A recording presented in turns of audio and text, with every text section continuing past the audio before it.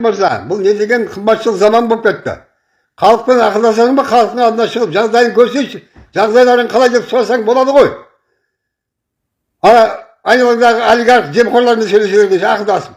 Өңкей жемқор ақыл министрің бар ма? Депутаттарың бар ма? Олармен ақылдаса бермесе, халықпен ақылдаспай. Ассалаумағалейкум, қазақ елі, қалдарыңыз қалай, амансыздар ма? Өздеріңіз көріп жатсыздар, қазір картошканың бағасы қымбаттап кетті. Енді міне ет қымбаттайын деп жатыр, бензин қымбаттайын деп жатыр, коммуналдық тарифтерді өсірейін деп жатыр. Мен мына билікті, өкіметті түсінбеймін. Олар біздің халықтың жағдайын ойлап жатыр ма, ойлап жатқан жоқ па? Қазір халықтың жағдайы өте қиын, нашар. Қазір халық өз күнін өзі көріп жатыр. Ешкім бізге көмектесіп жатқан жоқ. Ары қаратай қалай өмір сүреміз? Белгісіз. Олар бізді, білмеймін, аштан қатырайын деп жатыр ма? Вообще түсінбедім.